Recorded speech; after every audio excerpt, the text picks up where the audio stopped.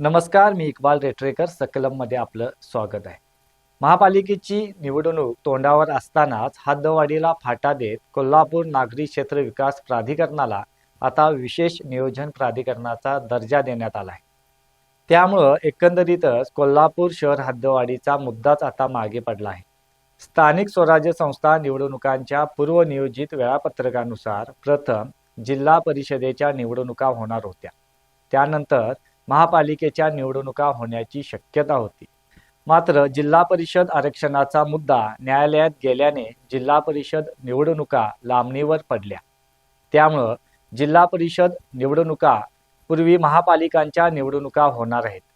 कोल्हापूर नागरी क्षेत्र विकास प्राधिकरणाला विशेष नियोजन प्राधिकरणाचा दर्जा देण्याचा प्रस्ताव जिल्हा परिषद निवडणुकांच्या तोंडावर झाला असता तर त्याचा फायदा महायुतीला होईल. नागरी क्षेत्र प्राधिकरणाला विशेष नियोजनाचा दर्जा मिळाल्यामुळे काय फायदा होऊ शकतो हे आपण पाहूया.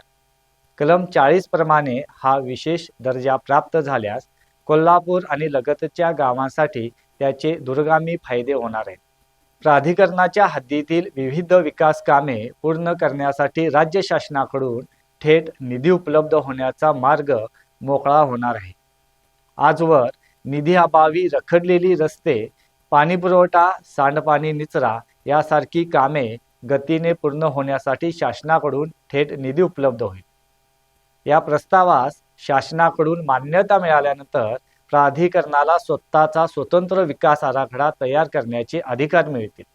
यामुळे स्थानिक भौगोलिक परिस्थिती आणि गरजांनुसार नियोजनाची अंमलबजावणी करणे शक्य होईल. मात्र जिल्हा परिषद निवडणुकांच्या पूर्वी महापालिकेच्या निवडणुका होत असल्याने आता फासे उलटे पडले आहेत. शहराची हद्दवाढ व्हावी असा शहरवासियांचा आग्रह आहे, तर हद्दवाढ होऊ नये यासाठी हद्दवाढ विरोधी कृती समिती आक्रमक आहेत. कोल्हापूर शहराचे आमदार राजेश क्षीरसागर हे हद्दवाढीसाठी प्रचंड आग्रही आहेत. कोणत्याही परिस्थितीत कोल्हापूर शहराची हद्दवाढ करणारच असा निर्धार आमदार राजेश क्षीरसागर यांनी केला. हद्दवाढ शिवाय शहराचा विकास अशक्य असल्याने कोल्हापूर शहराची हद्दवाढ व्हावी अशी मागणी आमदार राजेश क्षीरसागर सातत्याने करत आहेत. तर दुसरीकडे आमदार चंद्रदीप नरके यांनी मात्र हद्दवाढीच्या विरोधात भूमिका घेतल्याचे दिसते.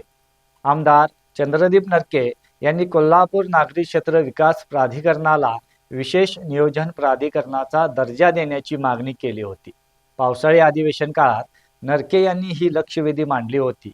विशेष नियोजन प्राधिकरणाला शासनाचा निधी मिळत असल्याने आमदार नरके यांनी कोल्हापूर नागरी क्षेत्र विकास प्राधिकरणाला विशेष नियोजन प्राधिकरणाचा दर्जा मिळावा अशी मागणी लावून धरली होती.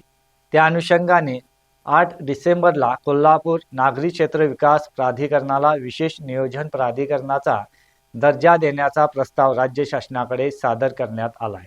मात्र यावरूनच आता शहराचे आमदार राजेश क्षीरसागर आणि आमदार चंद्रदीप नरके यांच्यामध्ये हद्दवाढीवरून वादाची ठिणगी पडण्याची शक्यता आहे. हे दोन्ही आमदार महायुतीतील शिंदे शिवसेना पक्षाचे आहेत. असे असूनही या दोन आमदारांच्या मध्ये हद्दवाढीवरून मतभिन्नता यापूर्वीच दिसून आली आहे. आता तर विशेष नियोजन प्राधिकरणाचा प्रस्ताव दाखल झाल्याने या दोन नेत्यांच्या मध्ये भविष्यात वादाची ठिणगी पडण्याची शक्यता नाकारता येत नाही.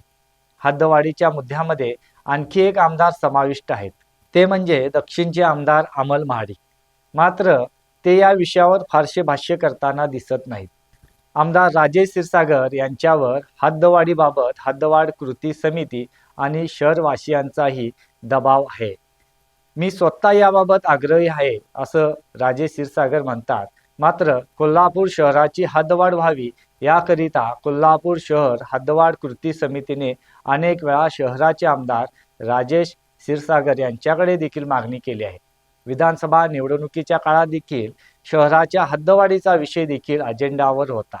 कोल्हापूर नागरी क्षेत्र विकास प्राधिकरणची स्थापना कशी झाली हा विषय समजून घेणे देखील तितकेच गरजेचे आहे. 42 गावांच्या हद्दवाढीचा विषय पेटल्यानंतर सर्वसमावेशक मार्ग म्हणून कोल्हापूर नागरी क्षेत्र प्राधिकरणची स्थापना 16 ऑगस्ट 2017 रोजी करण्यात आली. 42 गावांच्या हद्दवाढीचा विषय पेटल्यानंतर सर्वसमावेशक मार्ग म्हणून कोल्हापूर नागरी क्षेत्र विकास प्राधिकरणची स्थापना 16 ऑगस्ट 2017 रोजी करण्यात आली होती. 8 वर्ष झाली, मात्र गावांचा विकास कितपत झाला हा देखील संशोधनाचा विषय आहे. त्यातच आता कोल्हापूर शहराची हद्दवाढ होण्याऐवजी नागरी क्षेत्र विकास प्राधिकरणाला विशेष नियोजन प्राधिकरणाचा दर्जा मिळाल्याने शहरवासियांच्यात नाराजी, तर प्रस्तावित गावातील नागरिकांच्या मध्ये नागरी क्षेत्र विकास प्राधिकरणाला विशेष नियोजन प्राधिकरणाचा दर्जा मिळाल्याने आनंद व्यक्त होत आहे. या सर्व पार्श्वभूमीवर आमदार राजे क्षीरसागर कोणती भूमिका घेतात याकडे देखील लक्ष लागून आहे. आजचा हा आमचा व्हिडिओ आवडल्यास नक्कीच लाईक करा, शेअर करा आणि सबस्क्राईब करा.